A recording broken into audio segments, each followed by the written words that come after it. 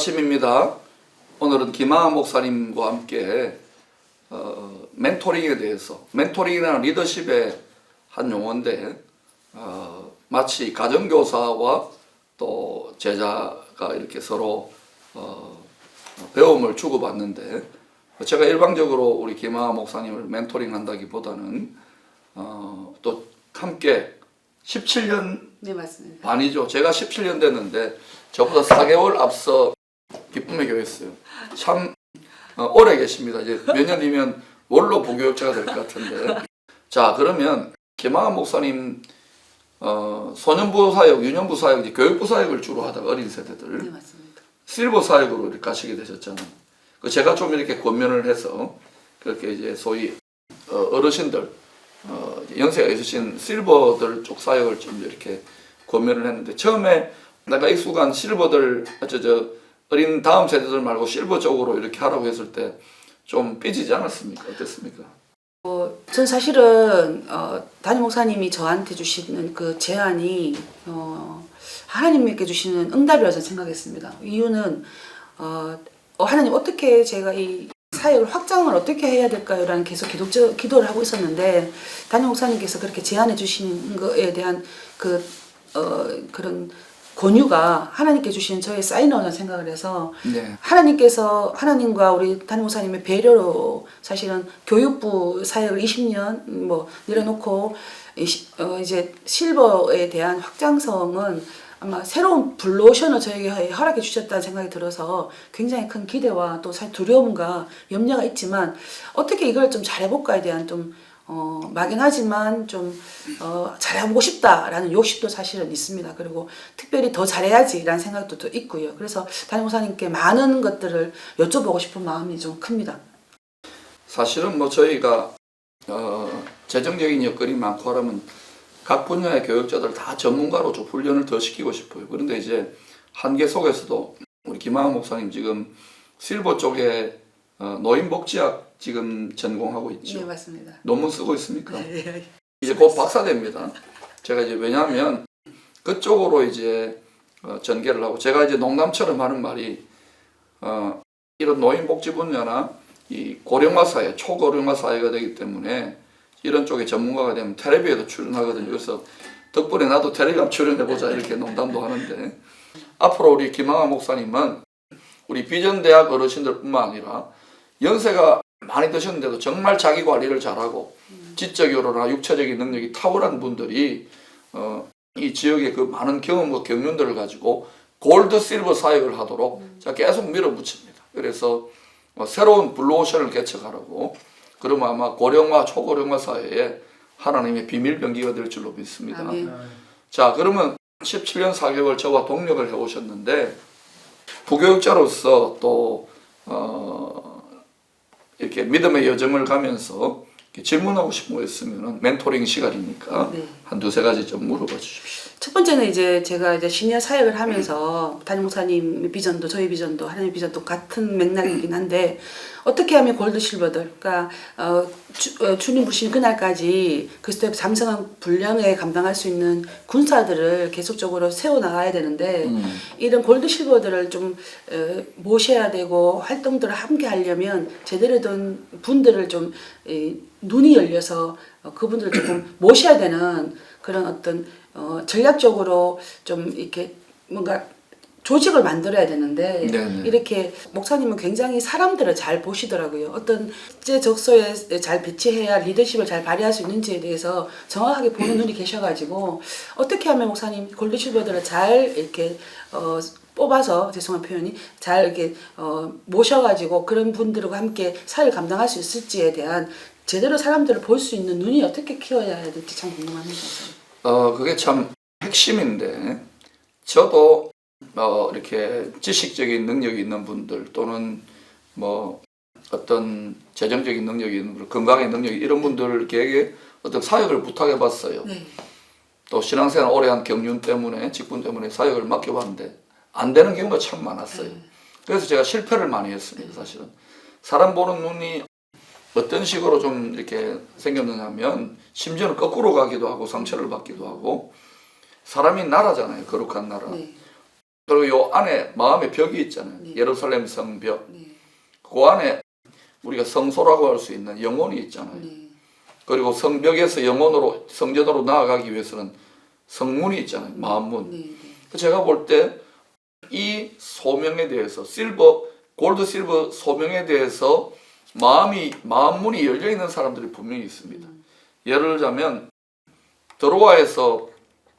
드로아까지 이를 때까지 바울이 소아시아에 복음 전하려고 했잖아요. 네. 하나님 막으시고 기도하다가 마게도냐인의 환상을 보고 마게도냐 지경으로 건너가서 그 마게도냐 지경의 첫 성인 빌립보 성에서 기도하다가 누구를 만납니까?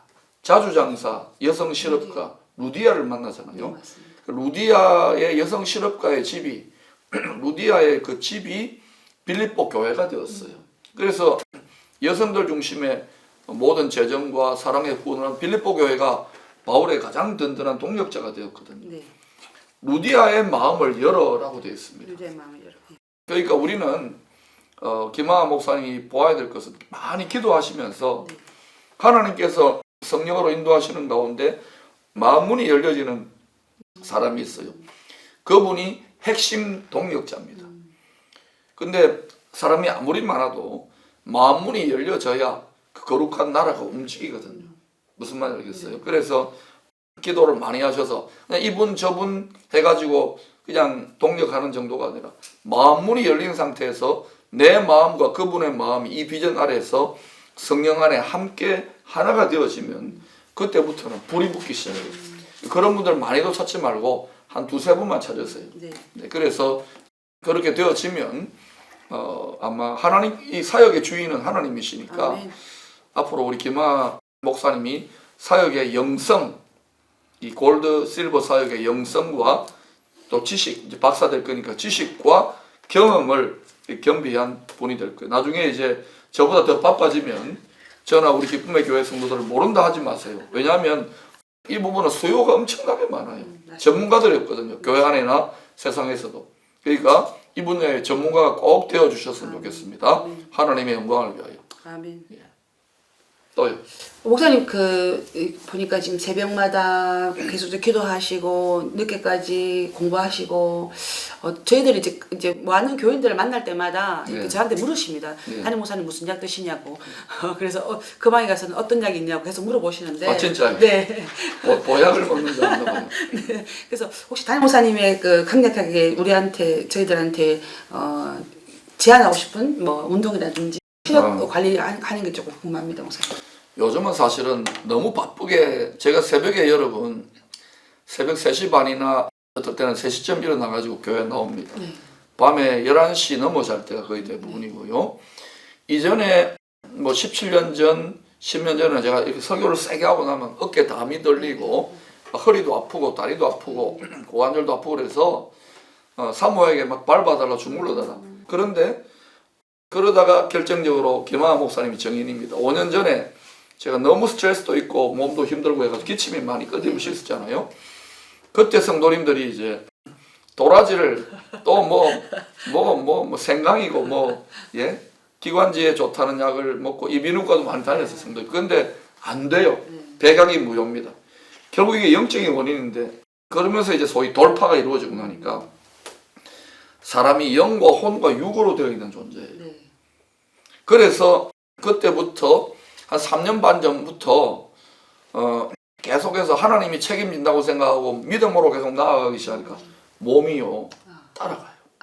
그리고 이 몸이 빠른 휴식에 따라가는 거예요. 네. 빨리 회복이 될 뿐만 아니라 전에 아프고 담 결리고 새벽에 오늘도 얼마나 시간이 너무 지나칠 정도 그런데도 몸이 따라가는 거예요. 이 몸도 나의 것이 아니기 때문에 하나님 용도대로 쓰면 하나님이 이 몸도 책임지셔요. 강건하게. 그래서 저는 뭐 보약 그냥 일반적인 비타민 같은 거 먹거나요. 비타민도 잘 안 먹어요. 아침 설교하고 나서는 미지근한 물을 많이 마시고 아침에 이게 해독이 되니까. 그리고 하루에 2끼 또는 2끼 반 먹는 거죠. 그리고 이제 아침에 커피 같은 거 마시고 그 다음에는 아침도 잘 안 먹어요. 그냥 빵 조각 먹거나 안 먹는 경우가 있습니다. 좀 이렇게 쉬기도 하고 요즘에 제가 조금 달라진 게 하나 있습니다. 여러분을 가르쳐드리면 안 되는데 특별히 우리 기쁨의 성도들이 가르쳐드립니다. 김하하 목사님이. 요즘 맨발로 땅을 밟고 걷기를 힘써요. 바닷가나 산길이나. 그래서 새벽기도 마치고 좀 이렇게 피곤하거나 점심 먹고 나서 피곤하면 네. 맨발로 사복으로 갈아입고 뒷산에 산길이 많잖아요. 네, 네. 요즘 뒷산에 성도들이 기도 많이 하거든요. 네, 근데 기도하는 가운데 저는 제가 이렇게 가는 코스가 있습니다. 네. 좀 뭐 솔잎이나 이런 데 좀 이렇게 자그마한 자갈에 밟히더라도 따끔따끔하더라도 발지압인데 그게 또 원리가 있더라고요. 네. 그래서 저는 뒷산에 성도님들이 황토 깔아가지고 네. 많이 걸어 다녔으면 좋겠어요. 근데 한 30분 그렇게 숲속을 걸으니까 굉장히 좋아요. 그래서 하여튼 여러분, 우리 몸은 거룩한 나라고 주님의 성전입니다. 몸도 여러분이 성전 관리 수준으로 건강하시기를 소망합니다. 아멘. 자, 마지막 질문 하나 하고 마칩시다. 네.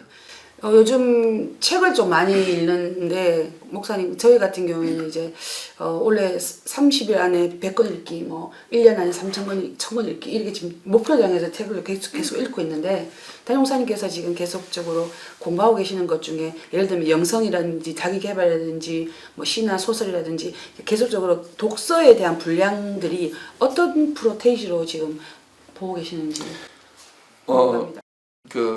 일단은 지식과 지혜를 습득하는데 잘못하면 지식을 습득하면은요 그것 때문에 교만해가지고 영혼이 파멸에 이를 수 있습니다. 먼저 분명히 하는 것은 여호와를 경외하는 것이 지혜와 지식의 근본이고요. 아멘. 지식이 폭발하게 되면은 지식 욕이 생겨요. 지식의 욕망. 특히 이건 학자들이나 공부하는 사람들이 빠지기 쉬워요. 저도 박사과정 공부할 때 공부를 계속 하고 싶은 거예요. 네. 공부가 공부를 부르고 지식이 지식을 부르는데 그 잠언서에 보면 이런 말이 있잖아요. 책을 쓰고 배우는 것도 피곤하게 한다고. 네, 여호와를 경외하라 그러잖아요. 네, 맞습니다. 그러니까 우리의 지식과 지혜도 우리가 사명을 감당하기 위한 지식과 지혜로 지식 체계라죠. 지식의 빌딩을 쌓아야지. 우리가 그거를 끊임없이 지식을 즐기는 사람들이 있어요. 보면 신학자들 가운데나 많이 박사 공부를 끊임없이 해요. 이 공부 저 공부. 근데 그거는 벌써 함정에 빠진 거예요.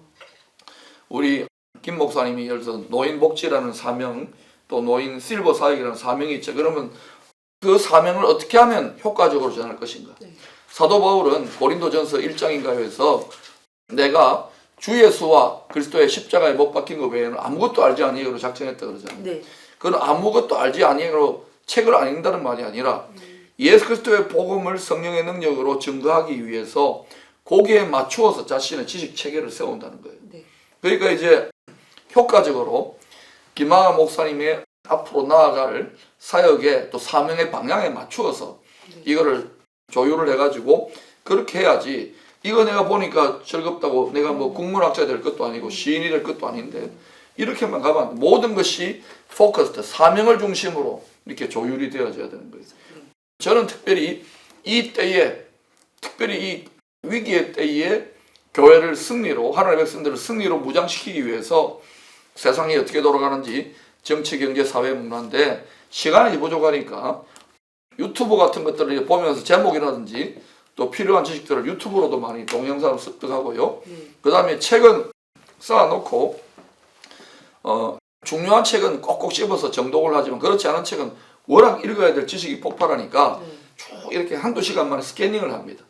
스캐닝이라 그러거든요. 그러나 이제 굉장히 중요한 책은 두 번, 세 번 두고 이제 계속해서 야금야금 씹어 먹듯이 읽습니다.